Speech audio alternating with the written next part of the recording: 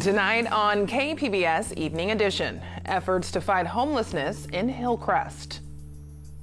If we all come together and stay focused over the course of a month, can we link more folks really into housing and supports and off the streets?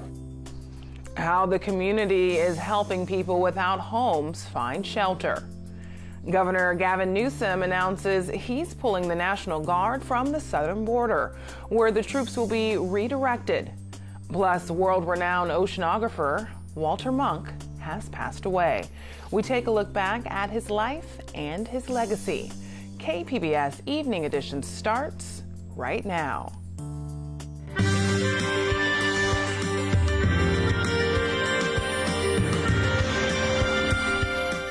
Good evening and thanks for joining us. I'm Ebony Monet. Homeless outreach expands to Hillcrest. San Diego has partnered with the county to launch a pilot program. The goal is to connect people who are homeless to services that could improve their circumstances.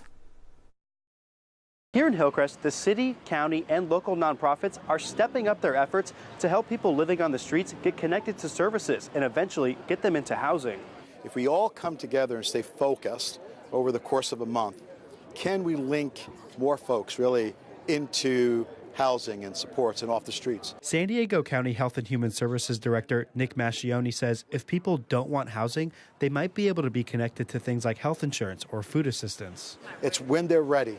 And so the issue is, they may not be ready to be housed, but you know what? They may be ready to go to a clinic.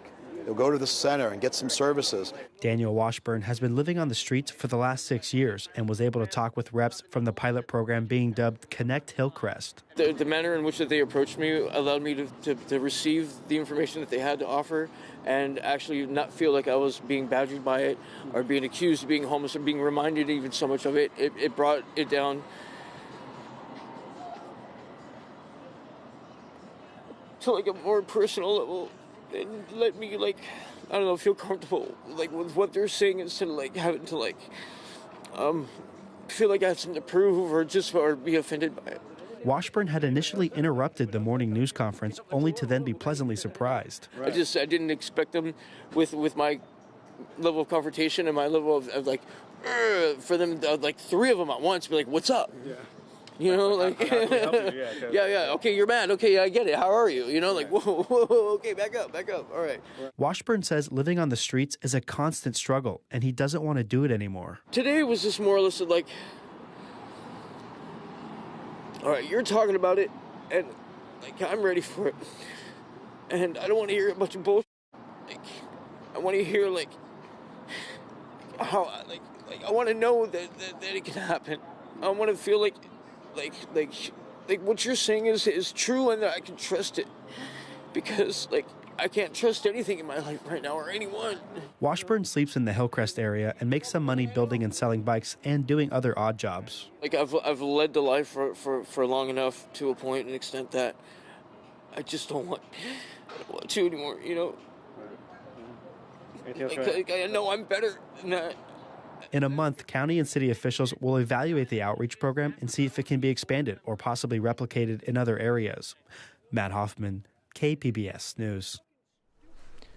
Governor Gavin Newsom is pulling the National Guard from the border. KPBS military reporter Steve Walsh said it will be a phased withdrawal that will still leave some troops in and around San Diego. The governor said the 360 California National Guard troops will leave in stages, redeploying to other missions around the state. Before signing the order, Governor Newsom said the Trump administration's call to send troops to the border was a manufactured crisis. This whole thing is the theater of the absurd. And California has had enough, and we will not perpetuate it. We're not going to participate in it. Newsom had been critical of Governor Brown's decision to send troops in April on the request of the Trump administration. Brown negotiated a deal that was not supposed to allow members of the Guard to participate in action related to immigration. They performed tasks like dispatch and monitoring the border with cameras. Newsom said it was a gray area. When you have National Guardsmen and women doing, for example, surveillance with cameras, it's hard to distinguish between those that are participating in gun and drug activity versus those that may be just crossing the border illegally. About 100 troops will remain around the border, mainly working with the Border Patrol at ports of entry. He also wants to send 150 troops to the California National Guard Counter-Drug Task Force. Those missions will have to be approved and paid for by the federal government. He also wants to send another 100 troops to help prepare for fire season. Steve Walsh, KPBS News. KPBS is asking police departments from across the county to open their books and show their records about officers who are under investigation. But KPBS investigative reporter Claire Dragesser says the release of those records are on hold for now. KPBS requested the records after a new state law went into effect. It gives the public the right to see personnel records of officers who are under investigation for things like shootings, other use of force, and sexual assault. But several local police unions sued, saying it's not clear the law says records from before the start of this year should be made public. Last week, a judge put a temporary hold on releasing the records until after a hearing next month. KPBS and several other local media organizations filed a motion to intervene on that case, which would allow them to argue the records should be released. In a separate case, KPBS is also suing the San Diego County Sheriff's Department to get information on how long it took to respond to complaints made about its employees. Claire Dragesser, KPBS News. San Diego researchers are testing a new drug that could halt or slow the progression of Alzheimer's disease, which affects 84,000 people in San Diego County. KPBS health reporter Susan Murphy talked to the neurologist overseeing this new clinical trial. We're very excited about this trial. It involves our network of sites across the United States. Dr. Howard Feldman is director of the Alzheimer's Disease Cooperative Study based at UC San Diego. The program develops and conducts clinical trials to test new Alzheimer's drugs. It has completed amongst the most clinical trials anywhere in the world. The latest study is testing a new potential therapy called trilizole on 350 people at dozens of sites across the nation, including UC San Diego. We have a team of 60 or 70 people that are going to dedicate themselves to conducting this trial to make sure it's done with the highest standards, to make sure that the best care possible is provided to the research participants, that their well-being is looked after. Over the course of 1 year, Feldman and his team will assess the drug's potential to slow or stop memory problems in people with mild to moderate Alzheimer's. We are aiming to improve overall cognitive abilities, and we're aiming to achieve somewhere of about a 40% reduction in what would typically happen to a person over this period of time. So our goal is to reduce close to by half what their normal decline would be. Preclinical studies show the drug helps to prevent the buildup of a neurotransmitter called glutamate, which is associated with Alzheimer's. With this medicine that we're investigating, the principal mode of action is to clear glutamate in its excess to regulate neurotransmission. Feldman says this study is unique in that most other Alzheimer's trials focus on early intervention rather than people already afflicted with the degenerative disease. Whereas here, by taking persons that have well-established disease, if it works, we're going to see it, and 1 year should be ample time with which to identify benefit. Feldman says the quest for an Alzheimer's cure has been long, but progress is being made. He says a massive effort is underway to bolster research and find a treatment. So I'm very optimistic that in the coming 5 years, we will begin to see some return on those investments. And in the meantime, we're full speed ahead on trials like this with novel, innovative therapeutics. Susan Murphy, KPBS News. I'm Judy Woodruff. Tonight on the NewsHour, negotiations to keep the federal government open stall over a new issue. Coming up at 7, right after Evening Edition on KPBS.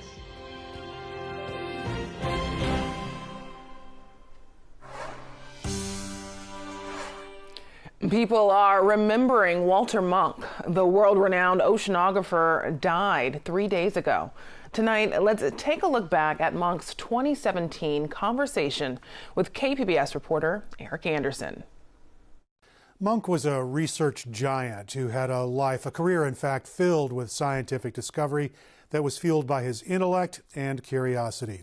On the day that KPBS visited, he had spent the morning working at his La Jolla home, and he gave up a bit of his afternoon for our chat. Monk started the discussion on a humble note. I have lots of shortcomings. One is I'm not very good with equipment, and the reason I've been successful is I've worked with very good people as partners. Frank Snodgrass, Peter Wooster, others. I'm good at one thing, I'm good at asking questions at the right time. Say, this is really a problem that ought to be worked on now. Okay, that doesn't make me a giant. What do you think Scripps would be like, the Scripps Institution of Oceanography, if you had not been here? There have been some wonderful people that I worked with. I loved working with Harold Sverdrup, who was so good to me. And I worked all my life with Roger Abel, whom I admire tremendously, and he also was my close personal friend. And I just think I've been ever so lucky. Now, Scripps changed. It was 15 people when I came, including the president, including the director and the gardener. It's now more than 1,500, isn't it? That's very different. Let's move forward a few years to the 50s. You're in the Pacific Ocean, interested in research on tsunamis, if I understand it correctly. And you witnessed something that few people have ever seen. You mean Eniwetok? Yes. In 1951. Right. I still remember vividly having the mushroom cloud form over me, very much alone in the Pacific in a 4x4-foot raft, and I will never forget that. You've spent a lot of your professional career supporting or advancing the various missions here at Scripps. Yes. And along the way, you've set a lot of people on paths to advance research that you have begun. I've had a significant number of letters of people just this month, saying that something I'd suggested that they do in their work was a major factor in their career. And that's my birthday present. You spend your mornings still working today, yes. Right? What are you working on? And the afternoons, if I don't have to answer questions like now. What are you what are you working on? Now, I hope I can explain that if there were no waves on the water, you'd have a single image of the sun. Suppose you have waves, you get a glitter point here, which reflected the sun into your camera. And you can calculate what the slopes were, because you know where it is. And so by photographing, you can get the probability of slopes on the sea surface from those pictures. And we worked on that for 2 months out of Maui and published a paper on the probability distribution of wave slopes. And it had two things we discovered that was totally a puzzle to us. One is that the waves, you would expect waves only in the direction and opposite to the wind, very little coming from the side. Well, the ones coming crosswind were almost as steep and as big as the ones up downwind. And we still don't understand that. So you're still trying to work that out? And I've been trying to work that out intermittently since that time, which is over 50 years ago. And I said, before I kick the bucket, I'd like to solve that problem. I've been working like mad to try, and I think I have a solution. But I'm not there yet. And that's what I'm working on. Well, it turns out the solution to that problem remains elusive. Monk and his colleagues did not find an answer to that more than 50-year-old question. Eric Anderson, KPBS News. New Jersey Senator Cory Booker has a long past in politics and in football. NJTV reporter David Cruz shows us how his path to success started on the field. We meet on the field at Northern Valley Regional High School, where as team captain, Booker led the Golden Knights to the state championship in 1985. It's Super Bowl Sunday, and before he heads into a Super Bowl party/reunion with his teammates, Booker talks about how his experience on the gridiron informed the rest of his life. So, what comes to mind when you see this place? Some of my best memories of my life. And I'm not even talking the games. Yeah. I'm talking about summer, two-a-days, sweating, doing bleachers with my friends. And yeah, some of the best memories and life lessons learned on this field. I mean, we know each other for a while. Yeah. You're obviously an athletic dude, but I never considered you a football player type, you know, like a traditional jock per se. Yeah. You know, look, I actually have been yelled at by a coach that's saying, "Hey, Cory, when you knock the guy down, don't reach down to help him up. Get back in the huddle." Yeah, yeah. But no, I was forged on a football field. You know, those years of my life, everything. My first leadership position. This is captain of the football team. They, you know, my leadership positions, first ones were here. So I owe so much to this school, and frankly, to a great football team. Booker gives credit to the rest of the team for making him seem like a better player, but he was All-State and a high school All-American along with several other high schoolers who went on to play in the NFL. Booker actually had his choice of schools, and his pick had less to do with football and more to do with other concerns.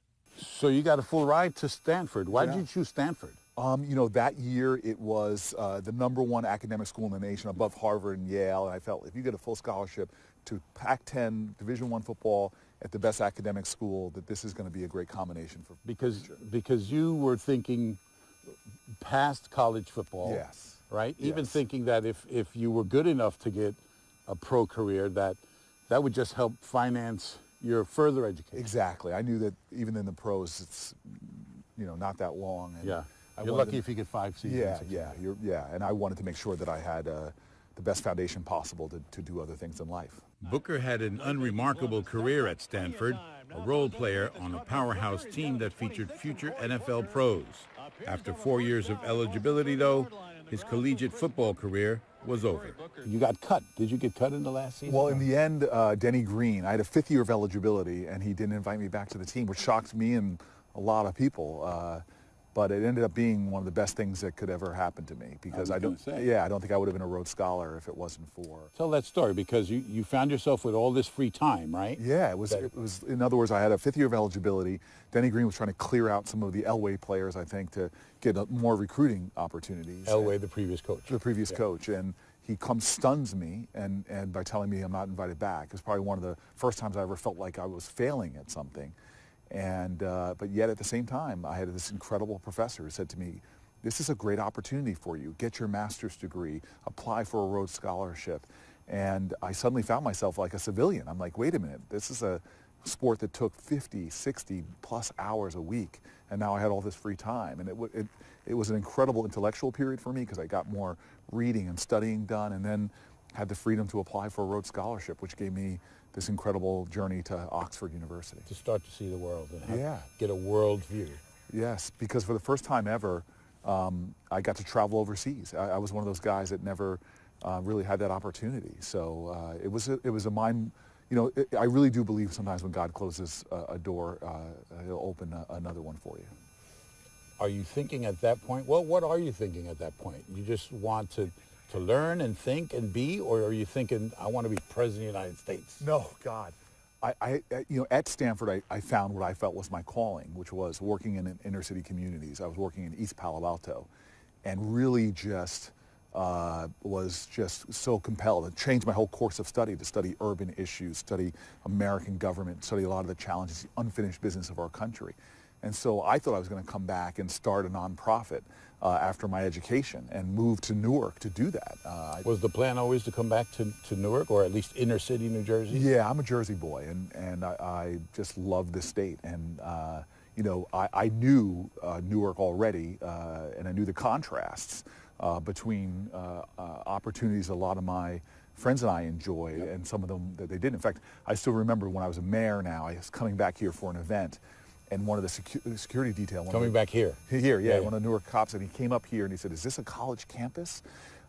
Because of the inequities in New Jersey between educational opportunities, facilities, and the like. And so that pressed hard on me, and I wanted to join the effort to be a part of the struggle connected to a community that was trying to make real on the promise of America and challenge those inequities, challenge those persistent injustices. His political rise in Newark may have seemed meteoric, but it took years before he developed his national profile. His record was mostly positive, although coming into office during an economic downturn made the job harder than he expected. Still, it helped him become one of the best-known elected officials in the country and led him to the U.S. Senate. All the while, though, he maintained his connection to his old community and his teammates and coaches, who gathered this week to watch the big game and celebrate their captain. But I knew early on, when he was a sophomore my first year, that he was something special. Because I would listen to him interact with his teammates, interact with the coaches. And he was wise beyond his years. He was mature beyond his years. He was respectful beyond his years. And I remember turning to one assistant coach, Vinny Rawkers, one day during his sophomore year, my first year. I said, "Vinny, Booker, he is going to be something special." And Vinny said, "What do you mean?" I said, whatever this kid decides, he is going to be a success. We go to school, we'd walk the halls, and the truth is that every time we walked the halls, the teachers in the middle of their classes would stop, and they'd walk outside, they'd say hi to Corey, he'd come in, talk to the students, and that was from freshman year to senior year. I mean, that was just the type of person that he was and is, you know? I thought back in high school that, wow, you know, Corey could be president one day. My dad used to say to me, when we'd be at the awards dinners and get up and speak, and Corey would, take the whole room over, and, was just, eloquent at that age. My dad used to say to me, "He's going to be big one day." I'm like, "Dad, what about me?" It could be some time before these old friends are together again. Booker is embarking on a mission that will take him away from Jersey for weeks at a time. Many hope the next time they see him, he'll be the Democratic nominee for president, but add that to them, he's always just going to be Corey. In Old Japan, I'm David Cruz, NJTV News. Well, enjoy the sun while it's here, because the rest of the week is going to look a lot different. Meteorologist Erin Calandra has our forecast. Good afternoon. Thanks for joining us. It is looking pretty good here across San Diego County right now. Not much activity, but there's plenty happening to the north of us. We're seeing some snow and rain far to the north, a couple of showers coming in across Redding. That's going to change by midweek. We're going to see a storm moving into northern California. That's going to dip as far south as San Diego. We're going to see some rain midweek, not until Wednesday. So for now, we're looking clear tonight. Pretty chilly, though, a low of 44 degrees in the interior areas like Ramona down to 33, and Mount Laguna well below freezing, 26, but everyone stays clear and dry. We have this chilly flow coming down from the north, so dry, cool air dipping down, and that is why we are seeing our temperatures slightly below average for this time of year. The highs tomorrow, 66 degrees in San Diego. That's an improvement from today. Oceanside at 66, Mount Laguna around 49 degrees. Lots of sunshine to enjoy, but that's going to change again Wednesday. Here is our future cast. This is 12 o'clock on Wednesday. You can see it's becoming pretty windy, and that precipitation is rolling in. This is your commute home Wednesday night at 5. It is wet. We're going to see showers and steady rain, and then it's going to continue through the night. This is your commute into work Thursday. Still soggy. San Diego seeing showers. The interior areas For sure, you are seeing steady rain with pockets of heavy downpours right around lunchtime Thursday. It's going to continue through Thursday night and even into Friday. Now, here's the futurecast for the precipitation. Once it's all said and done, we're going to see more than 2 inches, likely about 2.5 inches of rain in Ramona. San Diego, about 1.5 inches of rain. So a big rainmaker for us. That is great news. We can use any kind of rain that we can get. Here we are with the extended forecast again midweek. We have that front pushing down with those stormy conditions. And taking a look at the extended forecast. Rain along the coast Wednesday and Thursday, drier by Friday afternoon. Inland, same pattern. Temperatures will stay in the 60s. In the mountains, we're in the 40s. We're going to see some showers and rain through Friday. And in the deserts, expect to see that same pattern, sunshine by the weekend. For KPBS News, I'm Erin Calandra. Molting of a Japanese spider crab. It was taken at SeaWorld, this image. It also shows the dramatic camera set above the habitat. Molting is the process of an animal outgrowing its outer layer. It can take up to 12 hours. This spider crab took 6 hours to transform. The Japanese spider crab is the largest arthropod in the world. You can find tonight's stories on our website, kpbs.org/evening edition. Thanks for joining us. Have a great night.